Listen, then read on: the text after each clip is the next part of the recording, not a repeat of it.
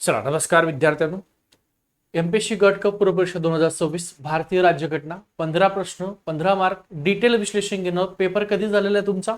11 जानेवारी 2026 चा पेपर आहे. त्या संपूर्ण पेपरचं विश्लेषण घेणार इन डिटेल. ठीक आहे, जास्त वेळ घेता लगेच बघूया. बघा, तुम्हाला जर गट क पूर्व परीक्षा पास व्हायचं असेल तर आपल्या चॅनलला फॉलो करावं लागणार. ठीक आहे, बघा याच्यामध्ये तुम्ही जर पाहिलं तर डिटेल घेणार आपण महाराष्ट्र गट क संयुक्त पूर्व परीक्षा कधी झाली ती 11 जानेवारी 2026 ला. आता या घटकावरती पाहण्या अगोदर नेमकं फोकस कोणत्या घटकावरचे प्रश्न आले होते ते पाहणं गरजेचं आहे.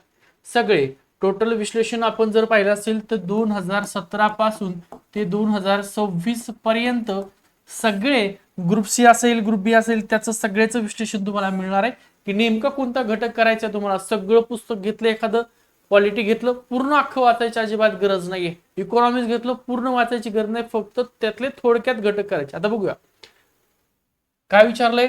पहिलं राज्य कार्यकारी मंडळ. या राज्य कार्यकारी मंडळ तुम्हाला प्रश्न कशावर आहे? महाधिवक्ता ऍडव्होकेट जनरल प्रश्न आहे. ठीक आहे, त्यानंतर न्यायमंडळ. न्यायमंडळामध्ये प्रश्न कशावर विचारला तुम्हाला? उच्च न्यायालय आणि रीट्स काढण्याचा न्यायालयाचा अधिकार याच्यावर प्रश्न आहे. त्यानंतर स्थानिक स्वराज्य संस्थावर प्रश्न आहे. काय विचारलं त्याच्यात? पंचायत राज दिन कधी साजरा केला जातो, सरपंचाचे अधिकार आणि 73वी घटनादुरुस्ती याच्यावर तुम्हाला प्रश्न आहे. त्यानंतर राज्य विधिमंडळ. या राज्य विधिमंडळावर प्रश्न कशावर आहे? तर विधान परिषदेवर प्रश्न आहे. कुठल्या राज्यात विधान परिषद आहे किंवा नाही या संदर्भात प्रश्न आहे. पुढचं घटनादुरुस्तीवर प्रश्न आहे. घटनादुरुस्ती कुठली? तर महत्वाच्या घटनादुरुस्त्या त्यात 41वी घटनादुरुस्ती, 44वी, 61वी आणि 73वी यावर प्रश्न आहे. त्यानंतर घटनात्मक संस्था आहेत. मग कोणते संस्थावर प्रश्न तुम्हाला? निवडणूक आयोगाच्या कलमावर प्रश्न विचारलाय आणि लोकसेवा आयोगावर तुम्हाला प्रश्न विचारलाय. पुढं घटनेची निर्मिती, मग संविधान सभा, त्या सभेची रचना, मसुदा समिती, तिचे सदस्य त्यावर प्रश्न आणि सल्लागार कोण होतं त्याच्यावर प्रश्न आहे. आणि घटनेची वैशिष्ट्ये, संघराज्य वैशिष्ट्ये, त्यानंतर डीपीएसपीची मार्गदर्शक तत्व आणि मूलभूत हक्क याच्यावरती तुम्हाला प्रश्न आहेत. म्हणजे एकंदरीत तुम्ही जर पाहिलं असेल तर राज्य कार्यकारी मंडळ, न्यायमंडळ, स्थानिक स्वराज्य संस्था, राज्य विधिमंडळ, घटना दुरुस्ती, घटनात्मक संस्था, घटनेची निर्मिती आणि घटनेची वैशिष्ट्ये, त्यात मार्गदर्शक तत्व आणि मूलभूत हक्क याच्यावरती तुम्हाला टोटल किती प्रश्न विचारले? तर 15 प्रश्न. बघूया आपण प्रश्न आणि त्या प्रश्नाचं इन डिटेल मध्ये विश्लेषण आपण बघूया. बघा प्रश्न, एस संच प्रश्नपत्रिका आहे ही. एस संच 51 नंबर पासून त्या ठिकाणी राज्यघटना सुरू होते. पहिला प्रश्न आहे, महाधिवक्ता बद्दल खालीपैकी कुठलं विधान असत्य आहे? असत्य म्हणजेच कसं आहे? चूक विधान कुठलं आहे आपल्याला पाहायचं. ओके, चल पहिलं दिलंय महाधिवक्ता नियुक्ती भारताचे राष्ट्रपती करतात. महाधिवक्ताची नियुक्ती बरोबर आहे, राष्ट्रपती करतात. बरोबर आहे का? महाधिवक्तेची नियुक्ती कोण करतात? राष्ट्रपती करतात का? पहिलंच चूक आहे.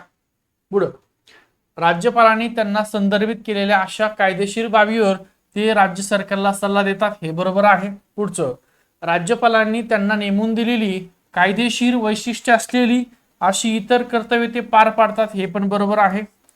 संविधान किंवा इतर कोणत्याही कायद्याने त्यांना दिलेली कार्ये ते पार पाडतात. हे पण बरोबर आहे. मग चुकीचं काय विचारलं तुम्हाला? 1 नंबर चुकीचं आहे. महाधिवक्त्याची नियुक्ती कोण करतंय?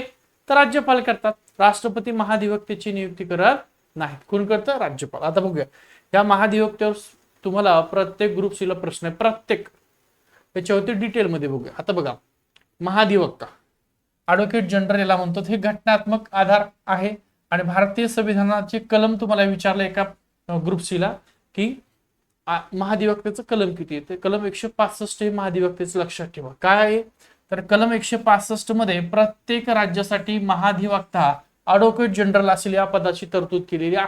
त्यानंतर महाधिवक्ता म्हणजे कोण असतो? तर बघा, महाधिवक्ता हा राज्य सरकारचा सर्वोच्च कायदेविषयक अधिकारी असतो. Highest law officer of the state असतो. जसा भारतासाठी महान्यायवादी असतो, लक्षात ठेवा, महान्यायवादी सुद्धा प्रश्न तुम्हाला विचारता, अटॉर्नी जनरल ऑफ इंडिया, तसाच राज्यासाठी महाधिवक्ता असतो. ओके, पुढं आता याची नियुक्ती कोण करतंय? तर बघा, महाधिवक्त्याची नियुक्ती कोण करतंय? तर राज्यपाल करतात. राष्ट्रपती त्याची नियुक्ती करत नाहीत. लक्षात ठेवा. त्यामुळे ते पहिलं 1 नंबरचं चुकीचं होतं. आता घटनात्मक तरतूद आहे कलम अनुच्छेद म्हणजे कलम कलम 165 काय आहे, प्रत्येक राज्यासाठी राज्यपाल असा एखादा व्यक्ती महाधिवक्ता म्हणून नियुक्त करेल जो उच्च न्यायालयाचा न्यायाधीश होण्यास पात्र असेल. लक्षात ठेवा, हे महत्वाचं आहे. काय बघा, प्रत्येक राज्यासाठी राज्यपाल असा एखादा व्यक्ती महाधिवक्ता म्हणून नियुक्त करेल. कसा? उच्च न्यायालयाचा न्यायाधीश होण्यास तो पात्र असेल. अशा व्यक्तीला कलम 165 नुसार राज्यपाल काय करू शकतात, महाधिवक्ता म्हणून नियुक्त करू शकतात. लक्षात ठेवा, त्याची पात्रता काय, उच्च न्यायालयाचा न्यायाधीश होण्यास पात्र असेल अशा व्यक्तीला राज्यपाल काय करू शकतात, महाधिवक्ता म्हणून नियुक्त करू शकतात. महाधिवक्तेचं कलम तुम्हाला विचारलेले, आता येणाऱ्या ऑक्टोबरच्या एक्झामला सुद्धा विचारतील. 165 लक्षात ठेवा. बघा आता डिटेल पात्रता काय आहे महाधिवक्तेची, लक्षात ठेवा. पात्रता तुम्हाला दिली काय आहे, महाधिवक्ता होण्यासाठी व्यक्ती उच्च न्यायालयाचा न्यायाधीश होण्यास पात्र असावी. नंबर 1 लक्षात ठेवा. मला प्रश्न याच्यावरती विचारतात, महाधिवक्त्यासाठी पात्रता काय आहे, तर उच्च न्यायालयाचा न्यायाधीश होण्यास तो पात्र असावा. यासाठी तो भारताचा नागरिक असावा. किमान 10 वर्षे न्यायिक पदावर काम केलेले असावे. लक्षात ठेवा काय, किमान 10 वर्षे न्यायिक पदावर त्यांनी काम केलेलं असावं. किंवा 10 वर्षे उच्च न्यायालयात त्यांनी वकिली केलेली असावी किंवा वकील म्हणून काम केलेलं असावं. लक्षात ठेवा, ही पात्रता अनुच्छेद 217 मधील उच्च न्यायालयाच्या न्यायाधीशांच्या पात्रतेवर आधारित आहे. हे नका, थोडं लक्षात ठेवा. महाधिवक्तेची पात्रता उच्च न्यायालयाचा न्यायाधीश होण्यास तो पात्र असावा, तो भारताचा नागरिक असावा, किंवा किमान 10 वर्ष तो न्यायिक पदावर काम केलेलं असावं, किंवा 10 वर्ष उच्च न्यायालयात त्यांनी वकिली केलेली असावी. असा व्यक्ती त्या ठिकाणी महाधिवक्ता म्हणून राज्यपाल नियुक्त करतात. आता याचा कार्यकाल किती असतो, तर बघा संविधानाने काय कार्यकाल महाधिवक्त्याचा निश्चित केलेला नाही. महाधिवक्ता हा राज्यपालाच्या इच्छेपर्यंत त्याच्या पदावर काय राहतो, जसं राज्यपाल हा राष्ट्रपतीच्या इच्छेपर्यंत पदावर, तसंच महाधिवक्ता हा काय त्याचा निश्चित कार्यकाल नाहीये, राज्यपालाच्या इच्छेपर्यंत त्याच्या पदावर तो राहतो. आता ह्या महाधिवक्त्याला राजीनामा द्यायचा असेल, तो राजीनामा कोणाकडे देतो, तर राज्यपालाकडे राजीनामा देतो. लक्षात ठेवा. याचं वेतन तर संविधानात निश्चित वेतन नाही, राज्यपाल त्याचं वेतन आणि भत्ते निश्चित करतात. राज्यपाल काय करतात, त्याचं वेतन आणि भत्ते निश्चित करतात. पुढं महाधिवक्त्याचे प्रमुख कार्य काय आहे, त्याची प्रमुख कार्य नंबर दिला इथे 1 नंबरचं प्रमुख कार्य, राज्य सरकारला कायदेशीर सल्ला देणं. राज्यपाल किंवा राज्य सरकारने विचारलेल्या कायदेशीर प्रश्नावर सल्ला देणे हे त्याचं काम आहे. 2 न्यायालयात राज्य सरकारची बाजू मांडणे. उच्च न्यायालय सर्वोच्च न्यायालयामध्ये राज्य सरकारचे प्रतिनिधित्व करणे हे महाधिवक्त्याचं काम आहे.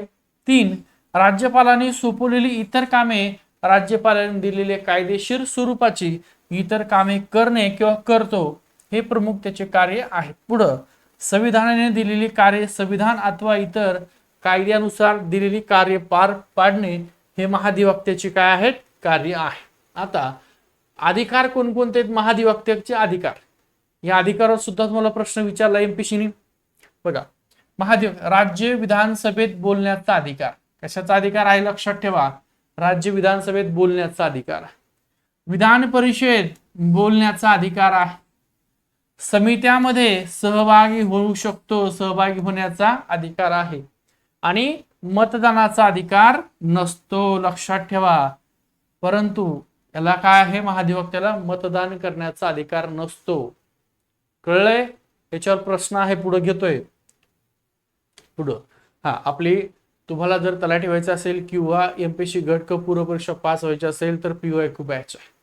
5 ऑगस्ट पर्यंत जॉईनिंग झालंय तर 900 रुपये फीस आहे. त्यानंतर तुमची फीस 2000 होणार आहे. ठीक आहे. बॅच जॉईन करायची आहे तर नंबर दिला 9552625563 नंबरला संपर्क करा किंवा इंग्लिशमध्ये श्री अकॅडमी असं टाका.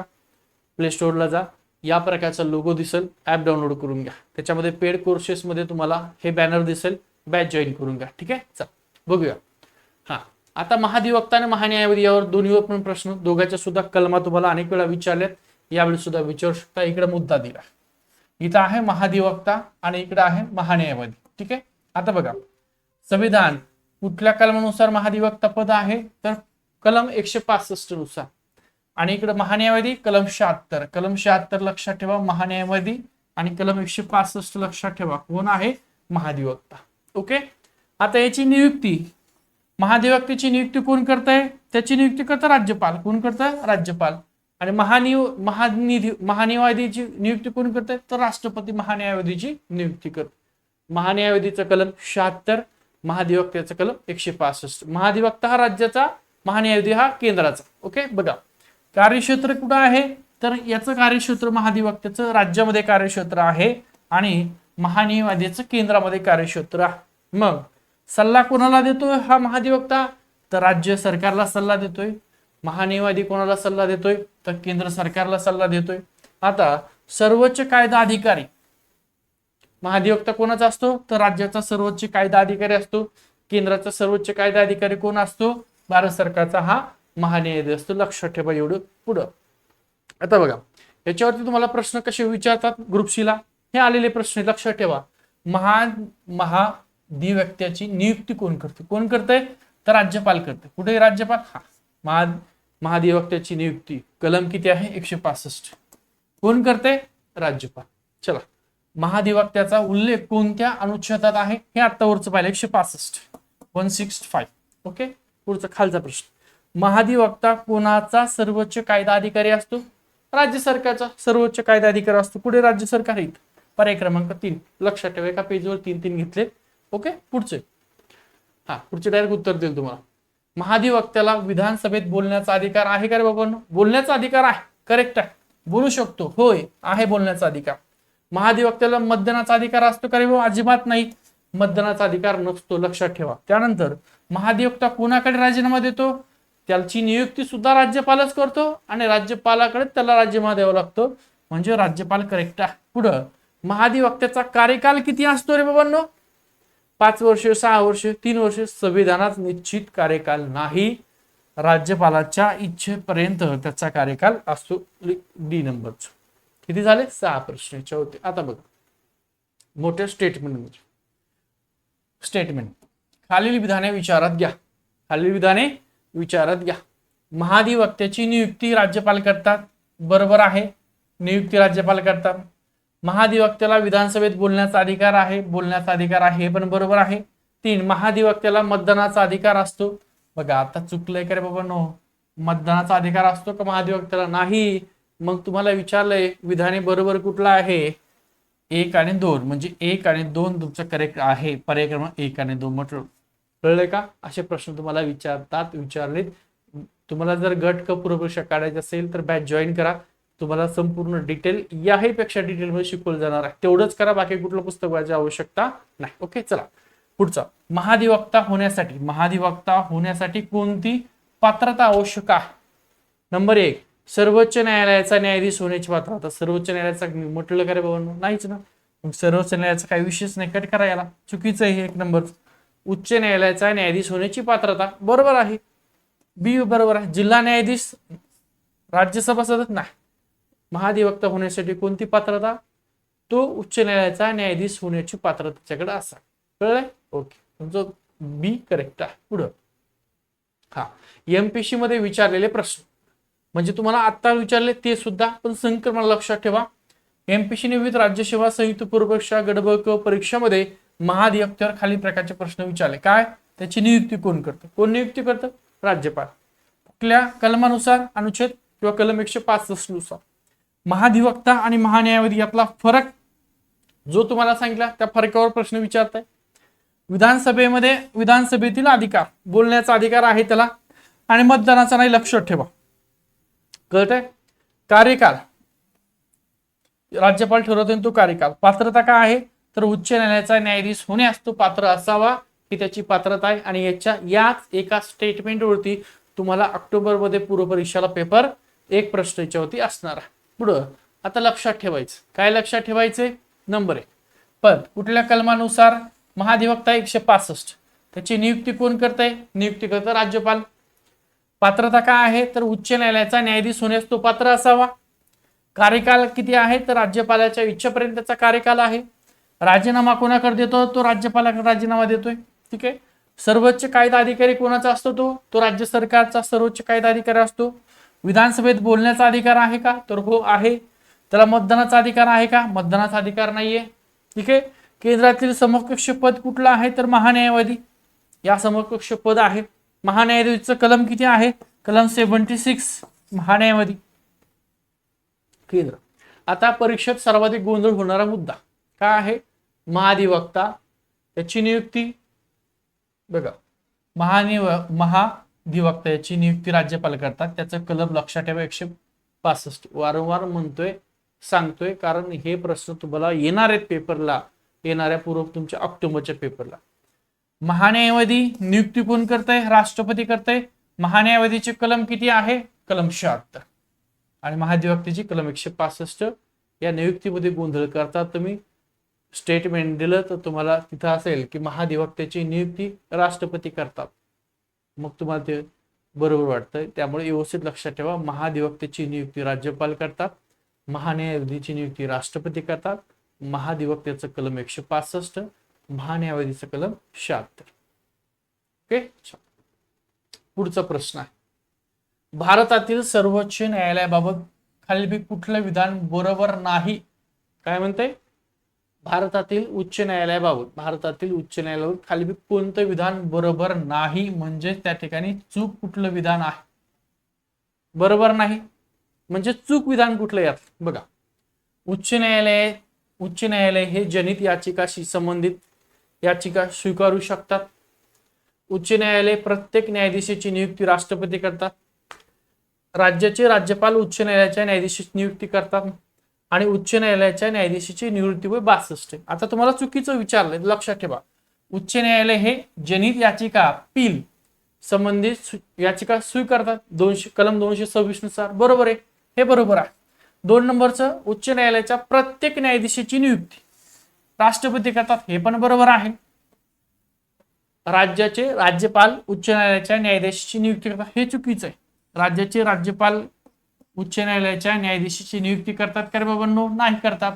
मग उच्च न्यायालयाच्या न्यायाधीशाची नियुक्ती कोण करतात तर राष्ट्रपती करतात हे चुकीचं आहे. 4 नंबरचं उच्च न्यायालयाच्या न्यायाधीशाचं निवृत्ती वय किती आहे 62 वर्ष आणि सर्वोच्च न्यायालयाचं 65 वर्ष बरोबर आहे. म्हणजे चुकीचं काय आहे तर राज्याचे राज्यपाल उच्च न्यायालयाच्या न्यायाधीशाची नियुक्ती करतात हे चुकीचं. आता याच्यावरती डिटेलमध्ये आपण बघूया. बघा आता उच्च न्यायालयाच्या न्यायाधीशाची नियुक्ती राज्यपाल करत नाहीत लक्षात ठेवा.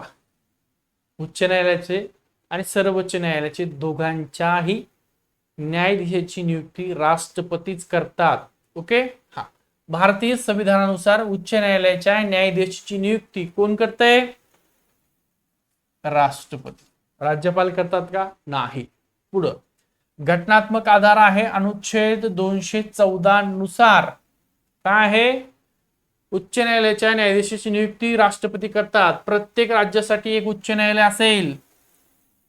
214 नुसार काय आहे तर प्रत्येक राज्यासाठी एक उच्च न्यायालय असेल. कलम 214 तुम्हाला खूप वेळा विचारतात कलम 214 216 217 सगळ्या कलमा घेणार आहे डिटेलमध्ये पुढे चार्ट आहे त्याचा. कलम 214 प्रत्येक राज्यासाठी उच्च न्यायालय असेल. कलम 216 उच्च न्यायालयाची रचना दिलेली आहे. 216 काय उच्च न्यायालयाची रचना दिलेली आहे. एक मुख्य न्यायाधीश आणि इतर न्यायाधीश.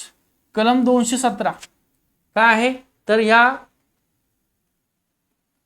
न्यायालयाच्या न्यायाधीशाची नियुक्ती कोण करतंय राष्ट्रपती. कुठल्या कलमानुसार 217 उच्च न्यायालयाच्या न्यायाधीशाची नियुक्ती कलम 217. बघा कलम 214 आहे प्रत्येक राज्यासाठी एक उच्च न्यायालय असेल.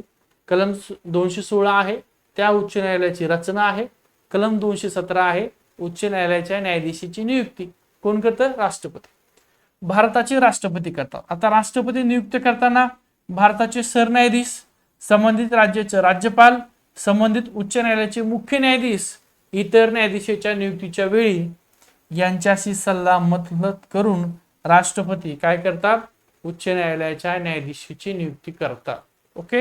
हा स्टेटमेंट मध्ये तुम्हाला विचारतील असा प्रश्न काय की हा उच्च न्यायालयाच्या न्यायाधीशाची नियुक्ती करताना राष्ट्रपती, एक भारताचे सरन्यायाधीश, संबंधित राज्याचे राज्यपाल, संबंधित उच्च न्यायालयाच्या मुख्य न्यायाधीश यांच्याशी सल्लामसलत करून उच्च न्यायालयाच्या न्यायाधीशाची नियुक्ती करतात.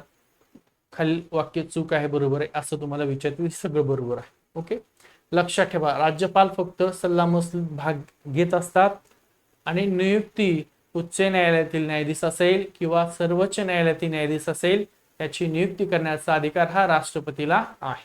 पुढं उच्च न्यायालयाच्या न्यायाधीशाची पात्रता, जसं आपण महाधिवक्तेची पात्रता पाहिजे तसं आता उच्च न्यायालयातील न्यायाधीश व्हायचे तर त्यासाठी पात्रता किती आहे तर 217 नुसार बघा, कलम 217 नुसार व्यक्ती भारताचा नागरिक असावा आणि बघा खालीलपैकी कोणतीही एक अट पूर्ण केलेली असावी. एक अट, पहिली अट काय आहे, भारतातील न्यायिक पदावर किमान 10 वर्षे त्यांनी कार्य केलेलं असावं. ते नसेल तर पुन्हा किंवा दिली दुसरी अट दिली, एक किंवा अधिक उच्च न्यायालयात किमान 10 वर्ष वकील म्हणून काम केलेलं असावे. अशी व्यक्ती उच्च न्यायालयाचा न्यायाधीश होण्यासाठी पात्र आहे. पात्रता कळली का तुम्हाला? नंबर 1, तो भारताचा नागरिक असावा. एक, भारतातील कुठल्याही न्यायिक पदावर त्यांनी 10 वर्ष काम केलेलं असावं किंवा त्यांनी एक किंवा अधिक उच्च न्यायालयात किमान 10 वर्ष वकिली म्हणून काम केलेलं असावं. कळतंय? ही त्याची पात्रता आहे कलम 217 नुसार. आता त्याचा कार्यकाल निश्चित कार्यकाल नाहीये. निवृत्तीचं वय उच्च न्यायालयातील न्यायाधीशाचं 62 वर्ष आहे. सर्वोच्च न्यायालयातील न्यायाधीशाचं निवृत्तीचं वय 65 वर्ष आहे.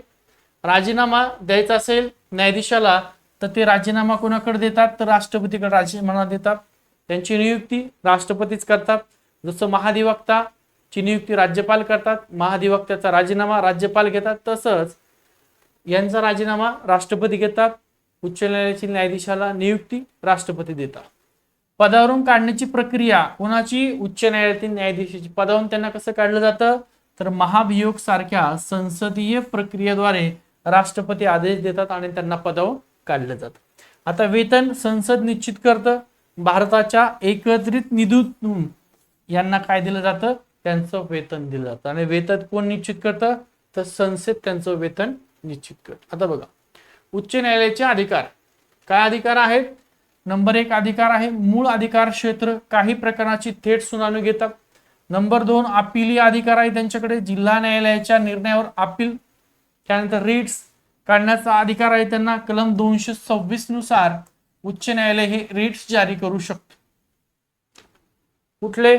हे रिटचे बंदी, प्रत्यक्षीकरण, परमादेश, प्रतिषेध, अधिकार पृच्छा आणि उत्प्रेषण हे 5 त्या ठिकाणी आहे. रिट्स दाखल करण्याचा किंवा काढण्याचा अधिकार हा उच्च न्यायालयाला आहे. कलम 226 नुसार हे कलम तुम्हाला विचारतात, लक्षात ठेवा. ठीक आहे. जनहित याचिका पील उच्च न्यायालय अनुच्छेद 226 अंतर्गत पील काय करू शकते? स्वीकारू शकते. पुढं आता सर्वोच्च न्यायालयाने उच्च न्यायालय तुम्हाला थोडक्यात दिलेले बघा. 124 कलम 124 नुसार सर्वोच्च न्यायालयाची तरतूद आहे. कलम 214 नुसार उच्च न्यायालयाची तरतूद आहे. नियुक्ती आता सर्वोच्च न्यायालयाचे जे काही न्यायाधीश आहेत आणि उच्च न्यायालयाचे न्यायाधीश या दोघांची नियुक्ती कोण करतायत? राष्ट्रपती करतात. त्यांचं निवृत्तीचं वय सर्वोच्च न्यायालयाच्या न्यायाधीशाचं 65 वर्ष, उच्च न्यायालयाच्या न्यायाधीशाचं 62 वर्ष. लेख अधिकार अनुच्छेद 32 नुसार आणि अनुच्छेद 226 नुसार रिट्स काढण्याचा पील दाखल कोण करताय? दोन्ही दाखल करून घेतात, स्वीकारू शकतो. आता एमपीसी मध्ये वारंवार विचारले जाणारे प्रश्न याच्यावरती काय आहे? उच्च न्यायालयाच्या न्यायाधीशाची नियुक्ती कोण करतात? उच्च न्यायालय त्याचे न्यायाधीश नियुक्ती कोण करताय तर राष्ट्रपती करते. उच्च न्यायालयाच्या न्यायाधीशाची नियुक्ती कोणत्या अनुच्छेदानुसार होते? बघा उच्च न्यायालयाच्या न्यायाधीशाची नियुक्ती कोणत्या अनुच्छेदानुसार होते? कलम 124, 214, 217. नियुक्ती 217 नुसार नियुक्ती आहे. 214 नुसार प्रत्येक राज्यासाठी एक उच्च न्यायालय असेल. ठीक आहे. आणि 217 नुसार उच्च न्यायालयाच्या न्यायाधीशाची नियुक्ती राष्ट्रपती करतील, लक्षात ठेवा. 217 पुढं उच्च न्यायालयाच्या न्यायाधीशाची निवृत्तीचं वय किती आहे? 62 वर्ष. उच्च न्यायालयाला लेख अर्थात रिट्स जारी करण्याचा अधिकार कोणत्या अनुच्छेदात आहे तर अनुच्छेद 226, लक्षात ठेवा. अनुच्छेद 226 प्रश्न नीट बघून घ्या. कारण हेच प्रश्न तुम्हाला परीक्षेला येणार आहे, तर लक्षात ठेवा. ओके. पुढं, खालीलपैकी कोणत्या लेखाद्वारे उच्च न्यायालय जनहित याचिका स्वीकारू शकतात? 226 अनुच्छेदानुसार खालीलपैकी योग्य विधान निवडायचं आहे. ठीक आहे. 226. हा, उच्च न्यायालयाच्या न्यायाधीशाची नियुक्ती राष्ट्रपती करतात. बरोबर आहे. राज्यपालांची नियुक्ती सल्लामसलत केली जाते. न्यायाधीशाची नियुक्ती वय 62. बघा, 1 नंबरचं दिलंय. खालीलपैकी योग्य विधान, उच्च न्यायालयाच्या न्यायाधीशाची नियुक्ती राष्ट्रपती करतात. राज्यपालाशी नियुक्तीत सल्लामसलत करतात, हे पण बरोबर आहे. न्यायाधीशाचं निवृत्तीचं वय 62 वर्ष आहे, हे पण बरोबर आहे. म्हणजे तुमचं सगळंच बरोबर आहे. तिन्ही स्टेटमेंट असे सेम तुम्हाला स्टेटमेंट विचारते. पुढील, खालीलपैकी कोणतं विधान चुकीचं आहे? चुकीचं विधान कुठले तुम्हाला ओळख. उच्च न्यायालय अपील स्वीकारू शकतं. बरोबर आहे. न्यायाधीशांची नियुक्ती राष्ट्रपती करतात. बरोबर आहे. राज्यपाल न्यायाधीशाची नियुक्ती करतात, हे चुकीचं. राज्यपाल न्यायाधीशाची नियुक्ती करतात का? नाही. कोण करतंय? तर राष्ट्रपती करतात. म्हणजे चुकीचं तुमचं सी आहे. निवृत्तीचं वय 62 वर्ष, हे पण बरोबर आहे. पुढं, आता एमपीएससी मध्ये तुम्ही जर पाहिलं असेल तर या घटकावरती प्रश्न नेमके कशावरती तुम्हाला विचारतात. पहिलं बघा, आता नीट लक्ष द्या व्यवस्थित. हा, आणि बॅच जॉईन करून घ्या लवकर. 5 ऑगस्टच्या नंतर त्याची फीस 2000 होणार आहे. आता 5 ऑगस्ट पण 900 रुपये फीस आहे. आजच बॅच जॉईन करा. बघा, उच्च न्यायालय पुढील मुद्द्यावर प्रश्न विचारले गेले आहेत. अनुच्छेद 214, 216, 217 आणि 226 अत्यंत महत्वाचे. या 4 कलमावरती तुम्हाला एक प्रश्न असणार. न्यायाधीशांची नियुक्ती कोण करतंय? राष्ट्रपती करतो. निवृत्तीचं वय किती आहे? 62 वर्ष. उच्च न्यायालय आणि सर्वोच्च न्यायालयातील फरक तुम्हाला अनेक वेळा विचारलेला आहे. त्यानंतर रिट्स जारी करण्याचा अधिकार, अपील जनहित याचिका स्वीकारण्याचा अधिकार, न्यायाधीशांची पात्रता, राष्ट्रपतीची नियुक्ती. राष्ट्रपतींची नियुक्ती करतात पण राज्यपालाशी सल्लामसलत घेऊन करतात. हे काही मुद्दे आहेत. या मुद्द्यावर तुम्हाला प्रश्न विचारतात. आता बघा, कलम 214 कशा संदर्भात आहे? तर प्रत्येक राज्यासाठी एक काय असेल? तर उच्च न्यायालय असेल. कलम 216 उच्च न्यायालयाची रचना दिलेली. कलम 216 काय? उच्च न्यायालयाची रचना. कलम 217 न्यायाधीशांची नियुक्ती व पात्रता दिलेली आहे. पुढं 222 न्यायाधीशांची बदली. 226 रिट्स किंवा अपील दाखल करण्याचा अधिकार.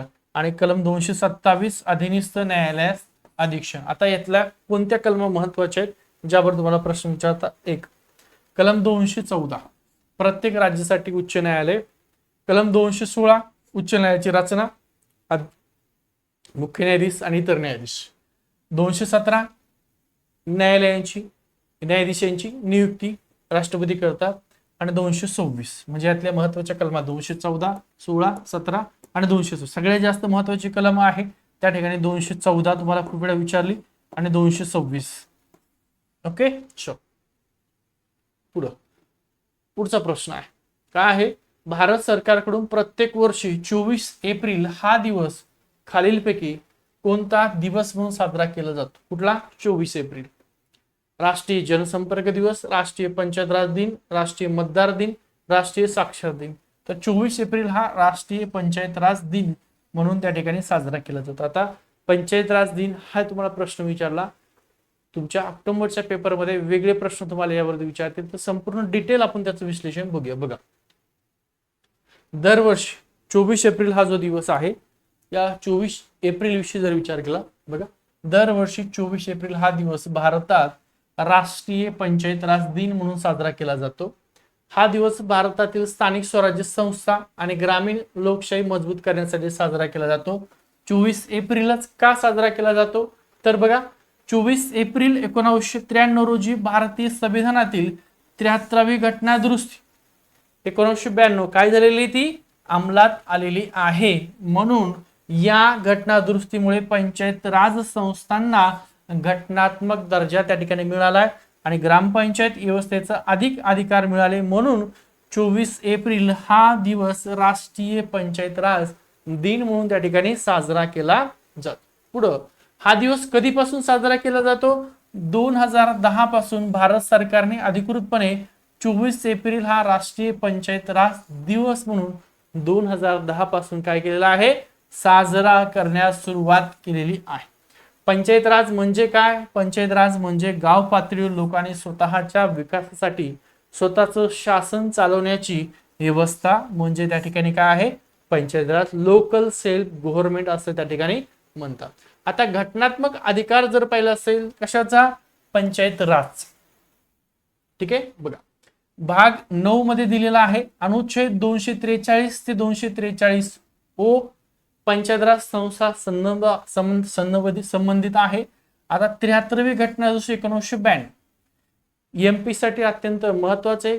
तुम्ही कुठलाही पेपर काढा, अशी एकही एक्झाम नाही ज्या एक्झाम मध्ये तुम्हाला 73व्या घटनादुरुस्तीवर प्रश्न नाही त्या संदर्भात. आता ही लागू कधी केलेली आहे, तर 24 एप्रिल 1993 या दिवशी. आता ह्या 73व्या घटनादुरुस्ती 1992चं प्रमुख वैशिष्ट्य काय, तर बघा या वैशिष्ट्यावर प्रश्न. पहिला एक वैशिष्ट्य घटनात्मक दर्जा, पंचायत राजला घटनात्मक दर्जा मिळाला. कुठल्या घटनादुरुस्तीने, तर या 73व्या घटनादुरुस्तीने लक्षात ठेवा. मग पहिलं वैशिष्ट्य घटनात्मक दर्जा, पंचायत राज संस्थांना घटनात्मक त्या ठिकाणी मान्यता मिळाली. दुसरं वैशिष्ट्य स्त्रीस्तरीय व्यवस्था, भारतात ग्राम पातळीवर ग्रामपंचायत, तालुका पातळीवर पंचायत समिती, जिल्हा पातळीवर जिल्हा परिषद. 3 नंबरचं वैशिष्ट्य ग्रामसभा. ग्रामसभा ही पंचायत राज व्यवस्थेचा पाया. मग तुम्हाला विचारतात की पंचायत राज व्यवस्थेचा पाया काय, तर ग्रामसभा ही पंचायत राज व्यवस्थेचा पाया. बघा अजून तुम्ही आपली PYQ बॅच घेतली नसेल तर बॅच आजच जॉईन करा. नंबर दिलाय 9552629563 9552629563 किंवा प्ले स्टोअरला जा, श्री अकॅडमी असं टाका. या प्रकारचा लोगो दिसेल, ऍप डाउनलोड करून घ्या. फक्त 5 ऑगस्ट पर्यंत 900 रुपये फीस आहे, त्यानंतर 2000 फीस असणार आहे. आजच बॅच जॉईन करून घ्या. ठीक आहे, संपूर्ण डिटेल तुम्हाला याच प्रकारच्या बॅच मध्ये शिकवलं जाणार आहे. आता कार्यकाळ, पंचायत राजचा कार्यकाल किती आहे, तर सर्व पंचायतचा 5 वर्षाचा कार्यकाल आहे.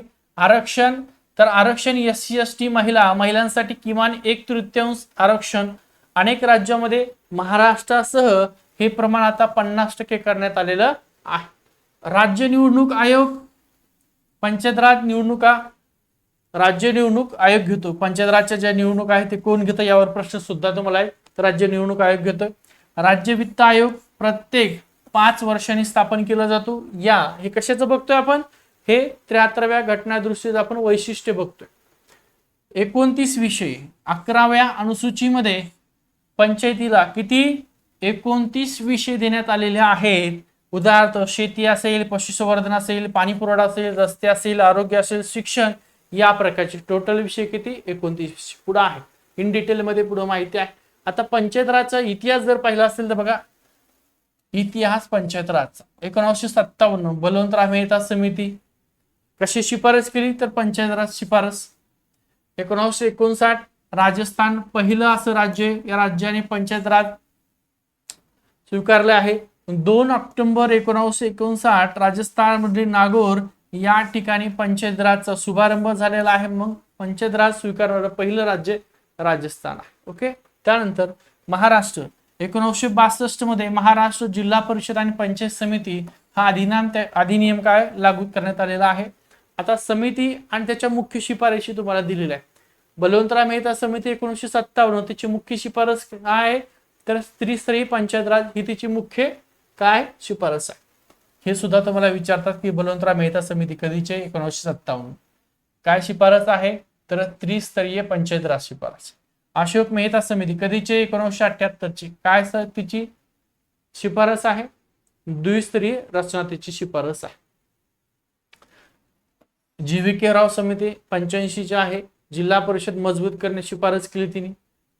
LM सिंघवी समिती 86 आहे, पंचायत राजला घटनात्मक दर्जा द्यावा अशी त्यांची शिफारस केलेली आहे. PK थुंगन समिती आहे 1989 ची, घटनात्मक मान्यता पंचायत राजला द्यावा अशी त्यांनी शिफारस केलेली आहे. आता याच्यावरती प्रश्न नेमके काय विचारलेले आहेत विचारू शकतात. पुढच्या येणाऱ्या एक्झाम मध्ये तुमच्या ऑक्टोबर मध्ये यातला एक प्रश्न असणार आहे जो आपण घेतोय. बघा, राष्ट्रीय पंचायत राज दिन कधी साजरा केला जातो, कधी, इथे उत्तर पण दिलं तुम्हाला 24 एप्रिल. पुढं राष्ट्रीय पंचायत राज दिन कोणत्या घटनादुरुस्ती संबंधित आहे, 73व्या घटनादुरुस्ती. 73वी घटना दुरुस्ती कधी लागू झालेली आहे? 24 एप्रिल 1993. त्यानंतर 73वी घटना दुरुस्ती संविधानाच्या कोणत्या भागाशी संबंधित आहे? तर भाग 9 संबंधित आहे. पुढं पंचायत राजचा संस्थेचा उल्लेख कोणत्या अनुच्छेदामध्ये आहे? तर अनुच्छेद 243. अनुच्छेद म्हणजे कलम 243 ते 243 ओ, म्हणजेच कलम 243 ये ते कलम 243 ओ. ओके. पंचायत राज संस्थांना किती विषय देण्यात आलेले आहेत? 29 विषय देण्यात आलेले आहेत. 11वी अनुसूची जी आहे कशा संदर्भात आहे? तर पंचायत राज संदर्भात 11वी अनुसूची आहे. पंचायत राज ची शिफारस करणारी पहिली समिती कुठली आहे? तर बलवंतराव मेहता समिती. कधीची आहे? तर ती 1957 ची आहे. ग्रामसभा ही कोणाचा पाया मानली जाते? ग्रामसभा पाया कशाचा आहे? तर पंचायत राजचा ग्रामसभा ही काय मानली जाते? पाया मानली जाते. खाली विधाने विचारात घ्या. बघा, पहिलं काय आहे? राष्ट्रीय पंचायत राज दिन 24 एप्रिल रोजी साजरा केला जातो. बरोबर आहे. 73वी घटना दुरुस्ती 24 एप्रिल 1993 रोजी लागू झाली. बरोबर आहे. पंचायत राज संस्थांना 11व्या अनुसूचीमध्ये 29 विषय देण्यात आले. हे पण बरोबर आहे. म्हणजे तिन्ही स्टेटमेंट यातले काय आहेत? करेक्ट आहेत. बरोबर आहे. पुढं आता याच्यावरती तुम्हाला नेमके प्रश्न काय एमपीसी आजपर्यंत विचारत आलेले आहे आणि पुढेही विचारत राहणार आहे. बघा, पहिलं राष्ट्रीय पंचायत राज दिन कोणत्या दिवशी साजरा केला जातो? 1. 73वी घटना दुरुस्ती कोणत्या वर्षी लागू झाली? 2.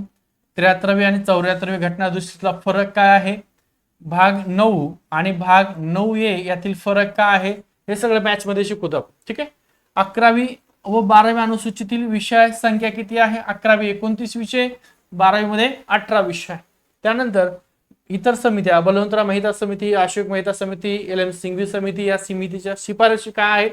ग्रामसभा, ग्रामपंचायत, पंचायत समिती, जिल्हा परिषद यांचा अधिकार आणि कार्य, राज्य निवडणूक आयोग, राज्य वित्त आयोग यांची भूमिका. ठीक आहे. आता लक्षात ठेवण्याची स्ट्रिक बघा काय आहे? 24 एप्रिल हा आहे राष्ट्रीय पंचायत राज दिन. 73वी घटना दुरुस्ती पंचायत राज संदर्भात आहे. 74वी घटना दुरुस्ती नगरपालिका संदर्भात आहे. भाग 9 हा आहे पंचायत राज संदर्भात. भाग 9A आहे नगरपालिका संदर्भामध्ये. 11वी अनुसूची 29 विषय पंचायत राज संदर्भात. 12वी अनुसूची 18 विषय नगरपालिका संदर्भामध्ये. 1957 बलवंतराव मेहता समिती. 1993 73वी घटना दुरुस्ती लागू झालेली आहे. या संदर्भात आपण संपूर्ण डिटेल आता मुद्दा आणि इकडे संपूर्ण तुमची माहिती. राष्ट्रीय पंचायत राज दिन 24 एप्रिल आहे. अधिकृत साजरा कधी झालाय? 2010 पासून साजरा झालेला आहे. संबंधित घटना दुरुस्ती कितीवी आहे? 73वी घटना दुरुस्ती आहे. लागू कधी झालेली आहे? 24 एप्रिल 1993. मग संविधानाचा कुठला भाग आहे? भाग 9 मध्ये दिलेला आहे. किती कलमामध्ये? कलम 243 ते 243 व मध्ये. अनुसूची कितीवी आहे? 11व्या अनुसूची जोडली. त्यात किती विषय होते? आहेत 29 विषय आहेत. पंचायत राज पहिली शिफारस करणारी समिती कुठली आहे? तर बलवंतराव मेहता समिती. कधीची? 1957 ची. पहिल्या अंमलबजावणीचे राज्य कुठलं आहे? पंचायत राज स्वीकारणारं राजस्थान राज्य आहे. कधी? तर 2 ऑक्टोबर 1959 स्वीकारलेला आहे. त्यानंतर महाराष्ट्रातील प्रमुख कायदा काय? तर महाराष्ट्र जिल्हा परिषद आणि पंचायत समिती अधिनियम 1961 आणि अंमलबजावणी 1962 ला झालेली आहे. आता परीक्षेसाठी महत्वाची तुलना जर पाहिली असेल तर 24 जानेवारी राष्ट्रीय मतदार दिवस, 24 एप्रिल राष्ट्रीय पंचायत राज दिन, 8 सप्टेंबर आंतरराष्ट्रीय साक्षरता दिवस आणि 21 एप्रिल राष्ट्रीय जनसंपर्क दिन. या प्रकारचं संपूर्ण क्वेश्चन आपण ते घेणार आहोत. राहिलेले जे क्वेश्चन आहेत उद्याच्या भागामध्ये घेऊया. आणि तुम्हाला बॅच जॉईन करायची तर लवकर बॅच आजच जॉईन करा. हा नंबर द्याला, या नंबरला संपर्क करा किंवा श्री अकॅडमी टाका किंवा हा व्हिडिओ बघता व्हिडिओच्या डिस्क्रिप्शन त्याची लिंक दिलेली आहे. ॲप डाउनलोड करून घ्या. त्याच्यात पेड कोर्सेस मध्ये आपली बॅच जॉईन करा. ठीक आहे.